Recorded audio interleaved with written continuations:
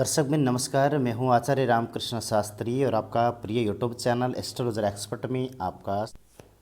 आज हम बात करेंगे जो कि पुत्र प्राप्ति विधि को सफल बनाने के लिए जो हम प्रयत्न कर रहे हैं, ये प्रयत्न सफल हो, इसलिए आज मैं एक विधित प्रसंग लेकर उपस्थित हूँ कि पुत्र प्राप्ति के लिए गर्भधारण जो समय है, जो काल होगा, वो किस तरीके से गणना किया जाता है। जैसा कि पुत्र प्राप्ति के लिए जो इच्छा रखने वाले दाम्पत्य हैं, उनके घर में आने वाली जो संतान है पुत्र ही हो। अगर इस कामना से अगर आप लोग आगे बढ़ना चाहते हैं, पुत्र हो अथवा पुत्री हो, ये कामना से अगर आप लोग आगे बढ़ना चाह रहे हैं, तो इन दाम्पत्य के लिए एक 100% सफल अथवा सटीक जो विधि है वो लेकर आज मैं उपस्थित हूँ। जैसा कि पुत्र प्राप्ति के लिए मैंने इससे पहले भी बताया, सम डेट में गर्भधारण करने से पुत्र प्राप्ति की संज्ञाएँ पूर्ण हो जाते हैं। ऐसा ही महिलाओं को पुत्र प्राप्ति के लिए घरेलू जो उपाय हैं, उनमें से एक उपाय ये भी माना जाता है कि हमारे पौराणिक जो ग्रंथ है, इनमें ये चीज़ का बिल्कुल विधित तरीके से जो है वो जनाया जाता है कि जिनके घर में पहले ज़माने में देखना कि हर प्रत्येक राजाओं के घर में प्रथम जो संतान है वो पुत्र ही हुआ करता था। तो वो विधि क्या था कि देखिए, प्रतिदिन सबके घर में चावल ज़रूर बनता है, तो चावल में जब चावल बनाएंगे तो थोड़ी सी ज़्यादा जल रख के उसको मांड ज़्यादा बन जाए, इस तरीके से बनाएंगे, जो कि महिलाओं को छठे, सातवें, आठवें और नौवें, 10वें दिन, ये 4 दिन महिलाओं को उस मांड का सेवन करना होता है। वो मांड सेवन कैसे करना है? 1 गिलास एक मात्रा में लेना है। अगर आप आधा गिलास ले रहे हैं तो आधा गिलास ही आप नितर लेंगे।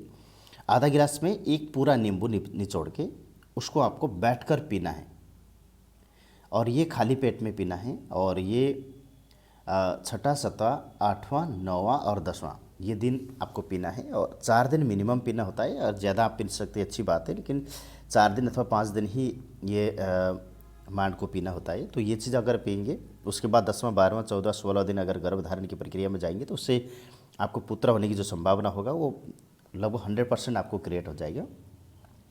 हाँ, अगर आपकी कुंडली के अंदर कोई ऐसा स्त्रीजन्य ग्रहों का छाया विद्यमान है, कोई पापयुक्त ग्रहों की छाया विद्यमान है, तो उसमें अवस्था में हो सकता है आपको थोड़ी सी दिक्कत रहे। अन्यथा ये जो विधि, ये पेटेंट विधि है, और कोई विधि अगर ये फॉलो करके आगे बढ़ना चाहते तो उन्हें भी ये चीज़ ज़रूर मान लेना चाहिए। तो इसी उस पर आप आगे भी आप बढ़ सकते हैं।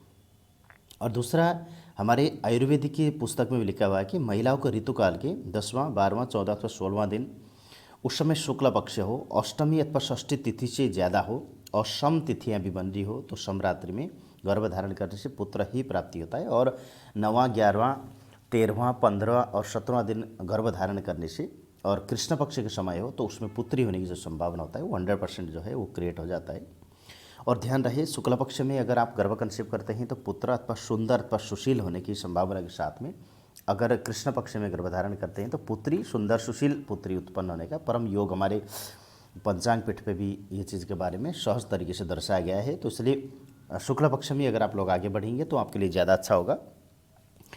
दूसरा, पुत्र प्राप्ति कामना के लिए आगे जैसे बढ़ते हैं आप लोगों, तो हरिवंश पुराण का पाठ भी आप लोगों को अपने नित्य पूजा पाठ में इंक्लूड कर लेना चाहिए। हरिवंश पुराण में अगर आप नित्य पूजा में से इंक्लूड करेंगे तो पुत्र प्राप्ति की जो कामना है आपको सहज तरीके से जो है पूरा हो जाएगा। और शक्तिशाली अगर पुत्र प्राप्ति की अगर कामना है तो गर्भिणी स्त्री ढाक अथवा पलाश का एक कोमल पत्ता घोटकर गोदूध के साथ रोज सेवन करें। मतलब ढाक के जो पत्ता है उसे लाकर अच्छी तरीके से उसको पीस कर गाय के दूध का जिसको प्रतिदिन सेवन करना। इससे बालक जो है शक्तिशाली और गोरा होता है। और माता पिता भले ही काले हो अथवा पढ़ाई लिखाई में थोड़ी निर्बल रहे हो और गुणवत्ता में पूर्णता ना हो, ये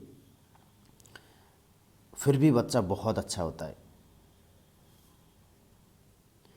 और इसके साथ में सुवर्ण जो प्राश की जो 2-2 गोली अगर लेते हैं तो संतान जो है वो तेजस्वी होने के साथ में पुत्र होने की संभावना भी ज़्यादा होता है। यदि आपकी संतान होती है परंतु जीवित ना रहती हो, तो संतान होने पर मिठाई के स्थान पर नमकीन बांटें, तो जिससे संतान होने पर जो समस्या उत्पन्न होता है तो वो भी आप लोगों को लाभदायक होता है। शिव जी को नित्य दूध, दही, शहद, घी, बूरा, ये 5 चीज़ से स्नान करके पंचामृत का भोग लगा के पंचमेवा का भोग लगाएं और 5 अगरबत्ती जिसमें बाँस के डंडी ना हो इस प्रकार अगरबत्ती से अगर भोग लगा के भगवान का अगर 16 दिन तक नित्य पूजा करेंगे तो उससे भी गर्भ में पुत्र आने की संभावना अथवा पुत्र प्राप्ति की कामना आपका वो पूर्ण हो जाता है।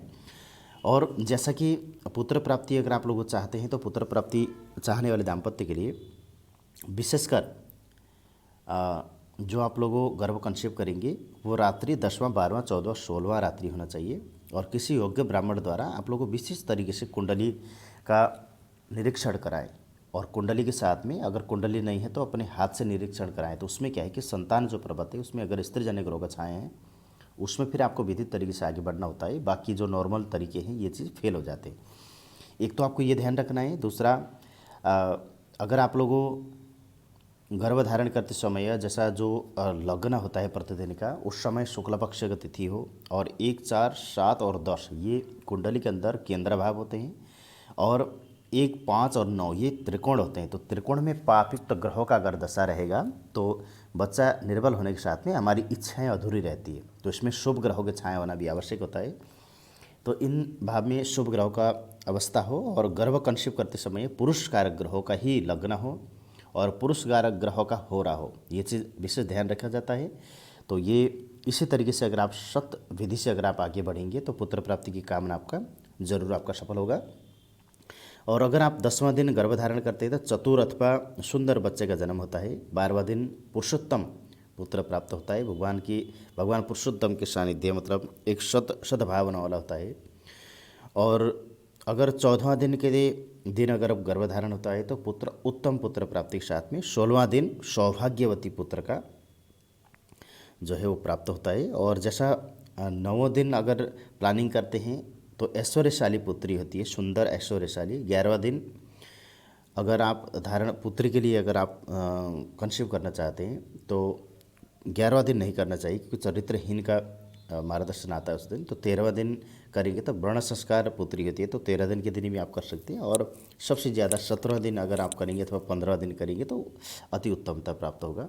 तो इसलिए जो विधि अभी मैंने आपको बताया है, अगर सभी प्रकार की अगर जानकारी से अगर आप लोग आगे बढ़ना चाहते हैं तो उसमें डिस्क्रिप्शन पे दिया हुआ नंबर अथवा हमारा जो नंबर है 88990077 और 50 इस नंबर पे निश्चिंत होकर आप फ़ोन कर सकते हैं। फ़ोन के माध्यम से आप जुड़ सकते हैं।